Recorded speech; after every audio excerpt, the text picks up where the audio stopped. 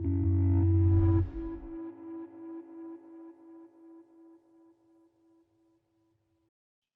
hoje aqui no Movimento Online a gente dá seguimento à nossa série de entrevistas com especialistas médicos. Hoje a gente conversa com o médico oncologista Dr. Fernando Zamponho, que está no hospital atendendo a gente por videoconferência nesses tempos de pandemia. Dr. Fernando, boa tarde, muito obrigado por falar com o Movimento Online. Começo te perguntando o que mudou na vida do senhor com esses tempos de pandemia. Boa tarde, Lucas. Primeiramente, agradecer o convite de poder participar com vocês, trocar um pouquinho da nossa experiência, do ponto de vista médico, do ponto de vista humano também. Tá? Bom, a gente não estava preparado para um nível de pandemia como esse, apesar de muita coisa já ter sido estudada no passado, né? Os Estados Unidos, por exemplo, mantinha um centro de verificação de pandemia, mas viver na prática é bem diferente do que você lê o que aconteceu no passado, certo? Então, a primeira situação que a gente enfrentou no início dessa crise do coronavírus, lá ainda em novembro, dezembro, era uma certa perplexidade de tudo que estava acontecendo na China, e a gente não tinha ainda, naquele momento, uma dimensão do que poderia acontecer a nível mundial, até porque a MERS, a SARS e a H1N1, a gente conseguiu um controle relativamente rápido e não houve uma necessidade de isolamento social em nenhum nível. Eu lembro muito bem, em 2009, quando apareceu o H1N1, a gente não parou de voar, enfim, o comércio não fechou. Então, meu primeiro sentimento, pessoalmente falando, foi de uma certa perplexidade ao termos que enfrentar de uma maneira um pouco mais radical esse vírus. E, obviamente, isso vindo da quantidade de pessoas que acabaram falecendo com a infecção. Eu sou oncologista, então o pensamento primeiro que veio era que os nossos pacientes eram bastante vulneráveis, são bastante vulneráveis a esse tipo de infecção. Então, a gente começou, junto com a equipe toda, a reunir informações do que fazer com esses pacientes, baseados, então, nos guidelines internacionais, europeus e americanos. A gente tem duas unidades aqui de tratamento de pacientes oncológicos, uma intra-hospitalar e outra extra-hospitalar. Então, a primeira coisa que a gente fez foi tirar a nossa unidade intra-hospitalar, fechamos ela temporariamente e transferimos os pacientes aqui para a unidade extra-hospitalar. Então, a primeira preocupação de todo oncologista foi continuar dando assistência aos seus pacientes, porque o câncer não espera, né? Quem está em tratamento precisa continuar, e novos casos vão acabar acontecendo. A gente precisa de dar segurança e conforto para esses pacientes. Então, desde o dia 6 de abril, a gente passou a atender numa unidade extra-hospitalar, e o hospital onde eu trabalho, o Hospital Meridional, constituiu desde março um comitê de crise para tomar as iniciativas em relação ao tratamento das pessoas em pronto-socorro. Houve uma divisão entre pronto-socorro, gripe, pronto-socorro, não gripe, dentro de cada unidade, de modo a estabelecer um fluxo seguro na chegada desses pacientes. Os nossos ambulatórios gerais também foram, no primeiro momento, afetados. Os médicos como um todo, diminuíram o número de atendimentos para diminuir o fluxo.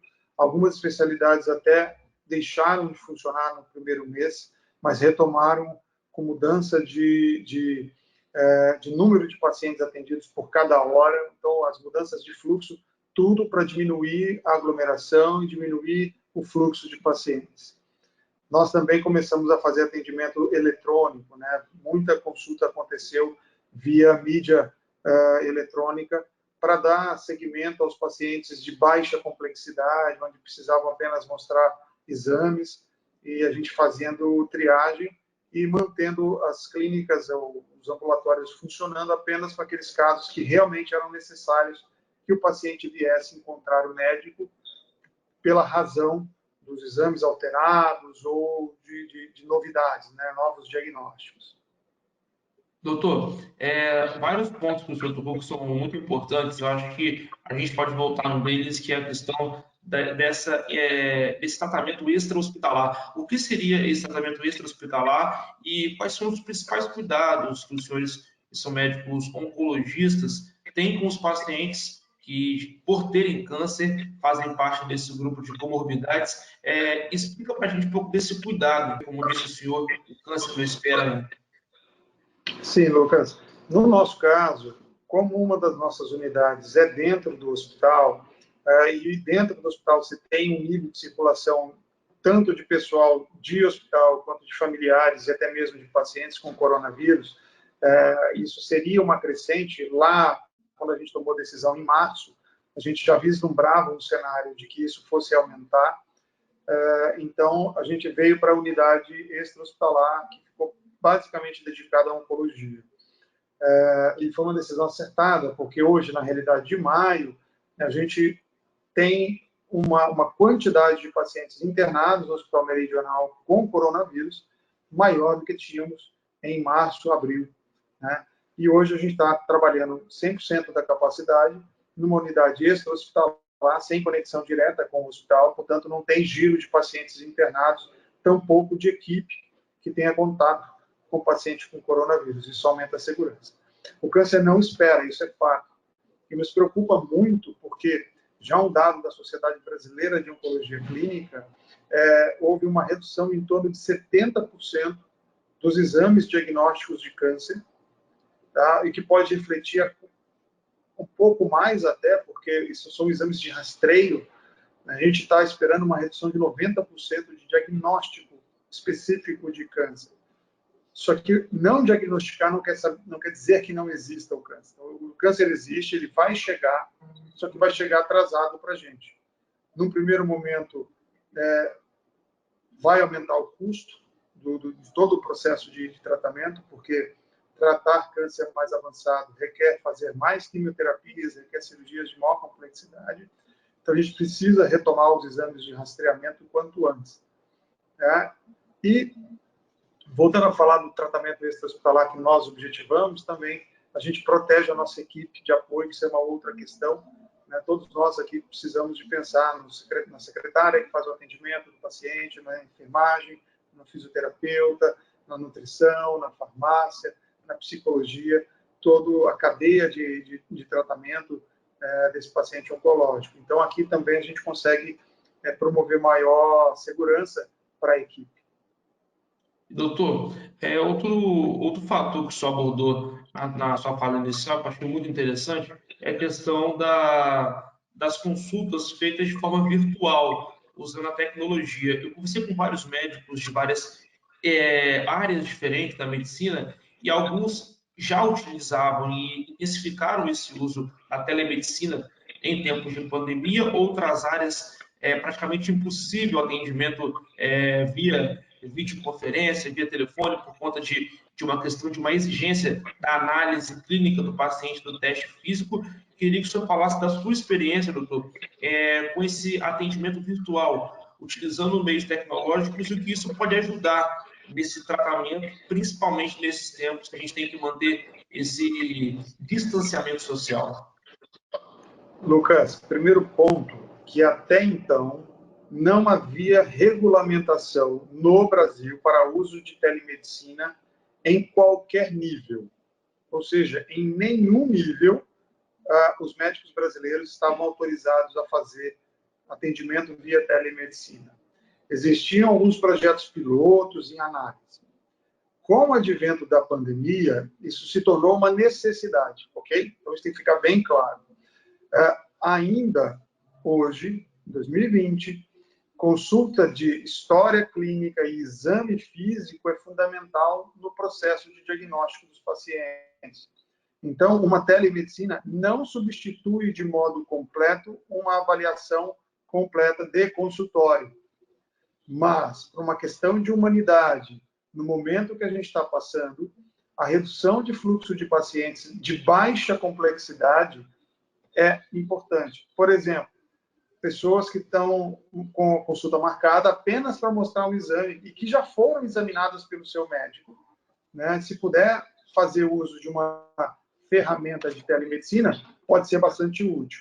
O CFM, né, entendeu essa demanda e respaldou que o uso da telemedicina para esses casos de baixa complexidade e até alguns casos de média complexidade pode ser usado, mas não substitui o atendimento presencial, sobretudo de pacientes que estão com queixas novas. Está com uma dor abdominal, por exemplo, uma dor torácica, por exemplo, não tem como fazer um atendimento completo via telemedicina.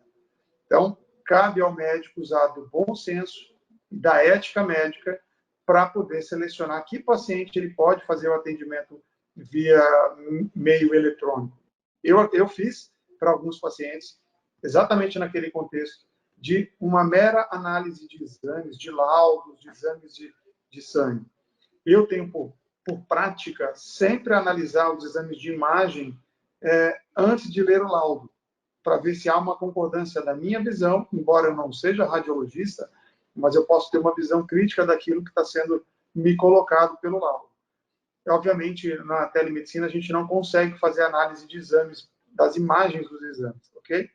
Mas analisar o laudo, analisar os resultados por escrito, já dá uma margem da triagem que a gente pode fazer. E eu convoquei alguns pacientes cujos exames mostravam alterações para que viessem ao consultório no momento de tranquilidade, de um fluxo menor. Tá? Então, a gente consegue fazer isso. Interessantíssima essa sua resposta, doutor, porque é um tema que vem sendo muito debatido nesses tempos de pandemia, o uso da telemedicina e esse diagnóstico à distância que alguns médicos estão dando por conta dessa questão desse isolamento social. Doutor, uma outra questão que eu acho que é muito relevante em várias áreas, inclusive na área do senhor, é a questão do receio de ir ao consultório. Muitos pacientes, por exemplo, a gente teve relatos de pacientes cardíacos que, por medo de ir para as ruas, de procurar um médico, agravaram um problema existente de coração, por exemplo.